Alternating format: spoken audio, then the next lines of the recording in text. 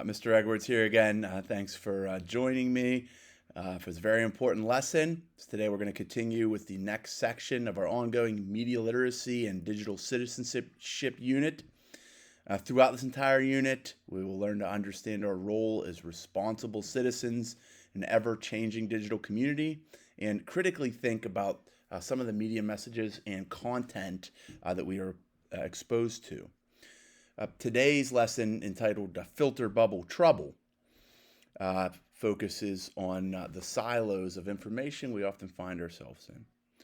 The materials that we're going to be using for this lesson were provided by Common Sense Media, so all credit goes to them. This brief video presentation is really part one of the lesson. The presentation file with interactive links, this thing that I'm going through right here, will be posted alongside this video, and you can access it independently if you want to go through it your own pace, watch the videos again, whatever. A part two of this lesson is going to include a handout that you can complete independently or with groups of up to 3 of your classmates. Be sure that you access any links posted on the handout with the assignment. These links, they may include external video files or supplemental texts that you can read, and they're critical to developing like a more holistic understanding of the topic. So without further delay, let's delve into this lesson, Filter Bubble Trouble. Tongue twister there.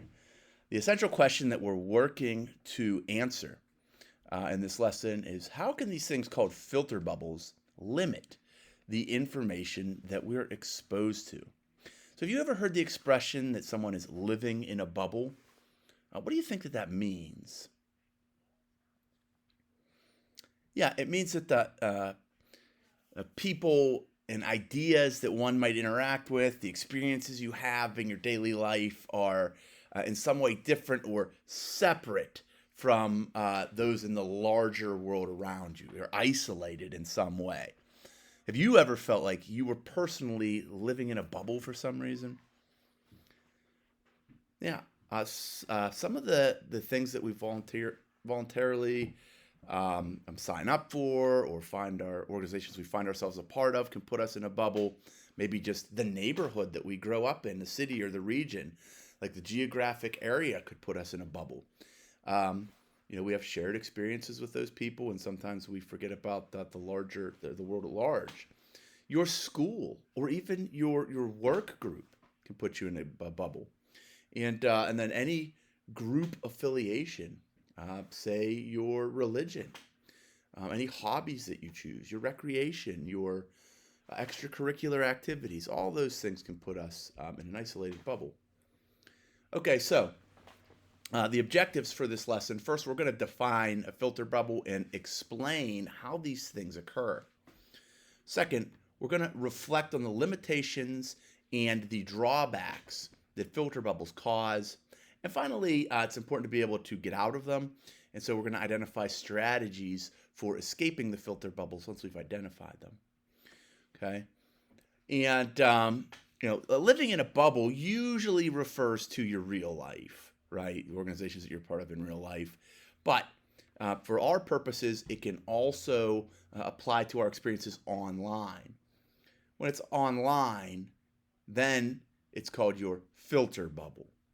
So we are going to watch a short video here from CNN Business that explains how filter bubbles actually work. So consider these questions as you watch. What is a filter bubble? How does it work? And let me bring this up. Where did I put it?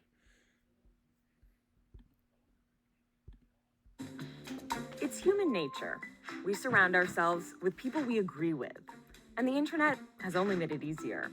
For many, Twitter is a place to have existing views reinforced. Often without realizing it, a lot of us choose to live in an echo chamber, a place where it can seem like everyone on Earth is just like us. And Facebook? Well, Facebook takes it even further. Of course, you can hide those posts from your goofy aunt, but Facebook actually does a lot of that work for you, behind the scenes. It knows what you like and what you comment on, what brands you follow, what ads grab your attention, events you're attending, and publications you read. Facebook uses all that data to feed its algorithms, and those algorithms choose what you see. And if you know where to look, you can actually see what Facebook thinks you like, your interests, your hobbies, and even your political views. The result is what's become known as the filter bubble, where your timeline is filled with opinions you share. Facebook actually makes money off knowing those things. They sell you and your filtered bubble to advertisers. Those advertisers will pay more to get their products in front of people that are likely to buy them. And if you're seeing things you like, you'll spend more time on Facebook, seeing more ads, and making the company more money. But does the bubble keep us well informed? It's a tough question to answer, especially while the technology is still changing so fast. But one thing's for sure, that technology has the power to make us more connected or more isolated than ever. Okay. And I know that maybe you use some other social media app that's not Twitter or Facebook, but effectively, many of these algorithms function in the same way. Okay, so the definition of filter bubble here is when your social media feed and what you see online aligns with Filter your. bubble is a Sorry, theory I that forgot the to hit play. algorithms from companies like Or pause. Facebook and Google bases the information given to you. Okay, I know there's a pause button there somewhere. Sorry for that. So, where was I? Yeah, when it aligns with our pre-existing beliefs and experiences, and then it only serves to reinforce them. So, even if we may have some hold some faulty premise or some logical fallacy, we seek out that information that reinforces that information that may be wrong. And it's just in our nature. Websites like Google, YouTube, Snapchat, etc. I mean, they just collect tons of information on the users, and then they design an algorithm to give us what we want. Algorithm, I'm sure, is a word that you've heard before. You may be familiar with it. It's just basically a piece of computer code that outlines specific steps to solve a problem. The problem here being, what does this user like? And so it compiles a lot of information based on the content that you visit, that you like, that you share, social media posts, articles, videos, etc., etc., etc., things that you've even clicked on before.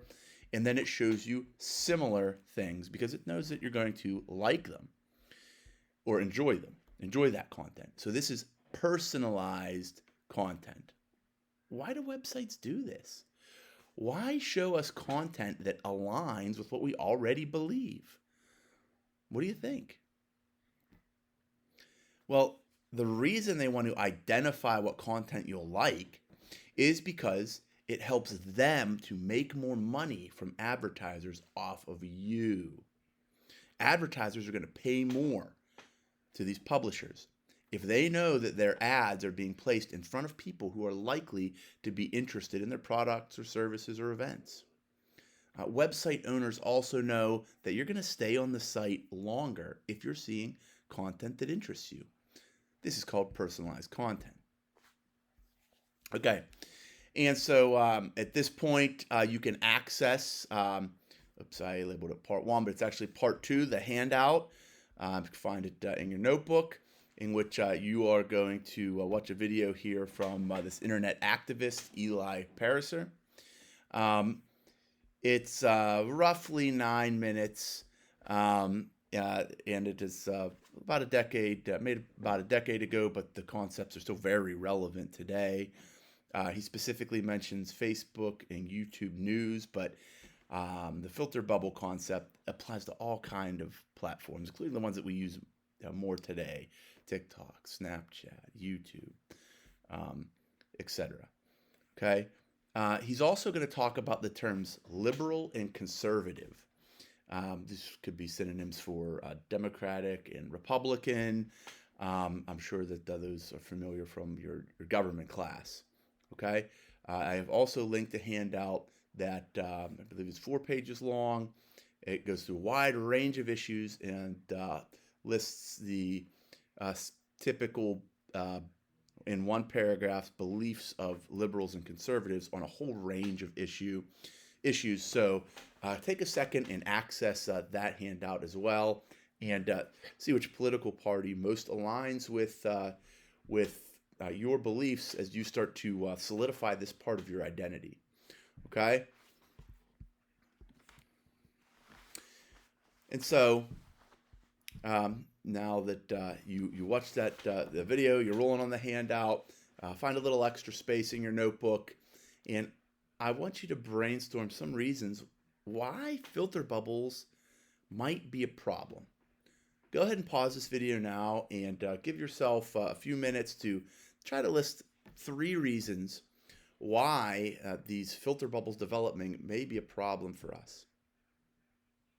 Okay, so one reason that I came up with is that people won't be exposed to a variety of sources and opposing viewpoints on an issue. Second, people could end up being uninformed because they're not considering all sides. And finally, the third one I came up with, people will be less likely to change their minds about something if they aren't exposed to new ideas. Remember, the mark of intelligence is that you're able to change an opinion as you get new information, right? We don't want to stubbornly cling to wrong ideas.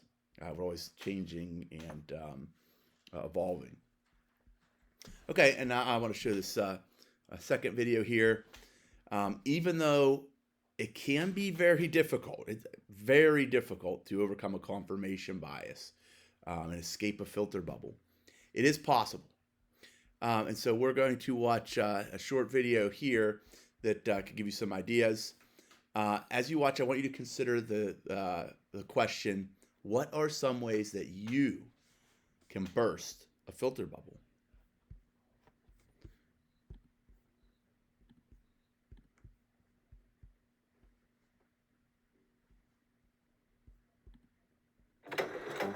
It might be the biggest feature of politics in the social media age. It's called an echo chamber, or a filter bubble. What it means is that online, you tend to see things you already agree with. Over time, that might solidify your opinions. It might make you less open-minded and unable to see things from the other side. The effect is mostly caused by 2 things. The first is your friends. You're likely to agree more with the people who you like and follow on social media.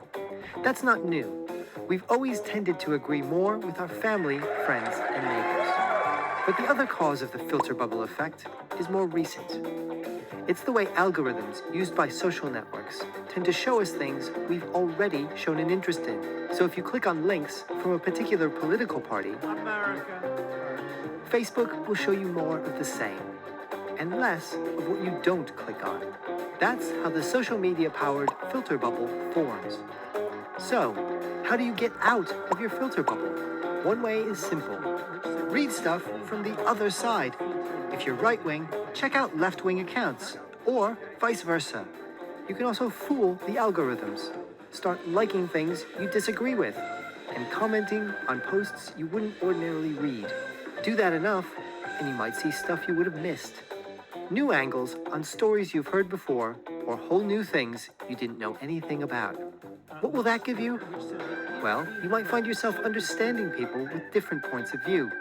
You will probably be less shocked if your side doesn't win. You might even find yourself changing your mind.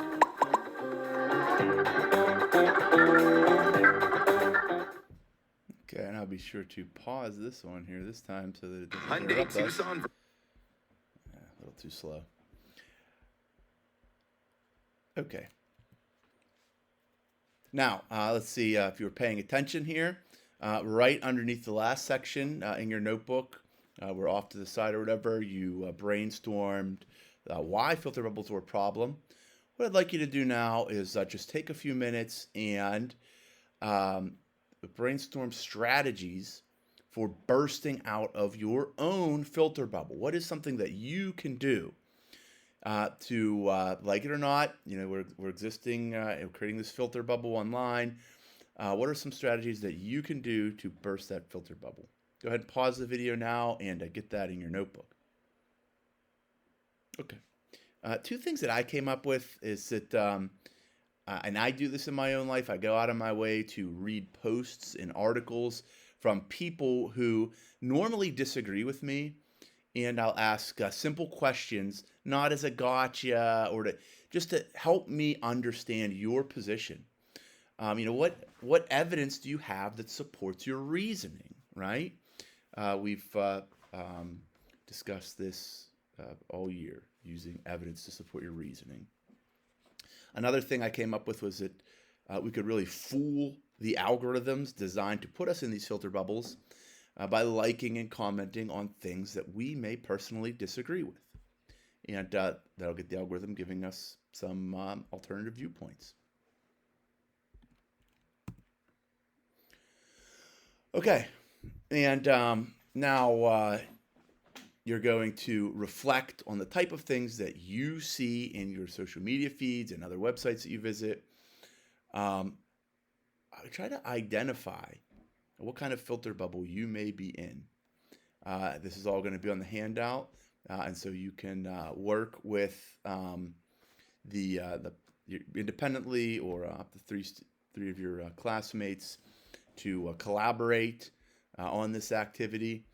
And there is a part 3. I believe there's a part 3 on this, not optional. I definitely want you to complete that as well. And so that ends this lesson.